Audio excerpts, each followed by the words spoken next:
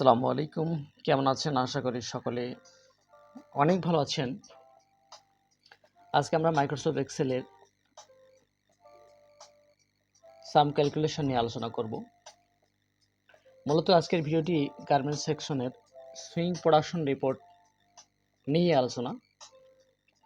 তো ধরুন আপনার স্যার বা বস যেখানে আপনি ইন্টারভিউ দিতে গেছেন, আপনাকে এরকম একটা শিট দিয়ে বলল। শিট দেওয়ার আগে অবশ্যই আপনাকে জানতে হবে যেটা আসলে কি। এটা মূলত সুইং সেকশনের, যেমন সুইং সেকশনে সুইং ফিনিশিং কিংবা কাটিং লাইন ভিত্তিক সুপারভাইজার থাকে এবং তাদের প্রত্যেকের আলাদা আলাদা টার্গেট থাকে। সেক্ষেত্রে তাদের যোগফলগুলো বের করতে হয় যে কে কতটুকু প্রোডাকশন বের করতে পেরেছে।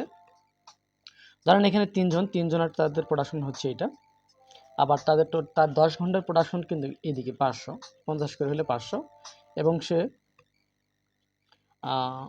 তো এই যে সাম ক্যালকুলেশন এটা যদি দেওয়া হয় এবং বলা হয় মাত্র কয়েক সেকেন্ডে করতে হবে, সেক্ষেত্রে আমরা কী করব? আমরা একটা নতুন শিট নিয়ে নিই। ওকে, নতুন শিট এখানে কিন্তু আমাদের কিন্তু রেজাল্টটা কিন্তু নেই। এই শিটে কিন্তু আছে।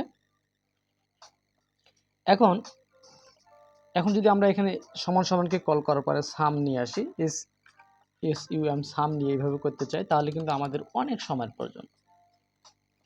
তো এখানে মাত্র 3টা লাইন দেওয়া আছে, 1 2 3টা দেওয়া আছে। যদি এখানে 3টার জায়গায় যদি 13টা হয়, 20টা হয়, 50টা হয়, সেই ক্ষেত্রে আমরা কি করব? সেই ক্ষেত্রে আমাদের যদি আমরা সাম হিসাবে করতে চাই, তাহলে কিন্তু আমাদের অনেক সময়ের প্রয়োজন। আমরা মাত্র কয়েক সেকেন্ডে করব। ওকে, চলুন তাহলে আমরা শুরু করি। প্রথমে আমাদের যতটুকু ডকুমেন্টস রয়েছে আমরা কিবোর্ড থেকে কন্ট্রোল এ দ্বারা সিলেক্ট করে নেব। সিলেক্ট করার পরে আবার কন্ট্রোল জি চাপ এন্টার করব, অর্থাৎ কন্ট্রোল জি দেওয়ার পরে এরকম নতুন একটা ডায়লগ বক্স আসবে, অর্থাৎ এখানে গো টু রেফারেন্স এবং স্পেশাল, আমরা স্পেশালে আসবো। এরপর আসবো এখানে অনেকগুলো অপশন পাবো আমরা, যেমন কমেন্টস, ফর্মুলা ইত্যাদি অনেক পাবো। এর মধ্যে আমাদের কিন্তু ব্ল্যাঙ্কটা, কেন ব্ল্যাঙ্কটা আমি এখানে আপনাদের সাথে আলোচনা করি। যেহেতু আমরা ব্ল্যাঙ্ক যে শিটগুলো রয়েছে এখানে আমরা রেজাল্টটা চাচ্ছি। ওকে, ব্ল্যাঙ্ক ওকে দিয়ে দিলাম, ওকে নিয়ে নিলাম। এখন আমরা যেটা করব সেটা কিবোর্ড থেকে অল্টার এবং সমান সমানকে কল করবো। দেখেন ম্যাজিকের মতো আমাদের কিন্তু রেজাল্টটা অটোমেটিক বের হয়ে গেছে।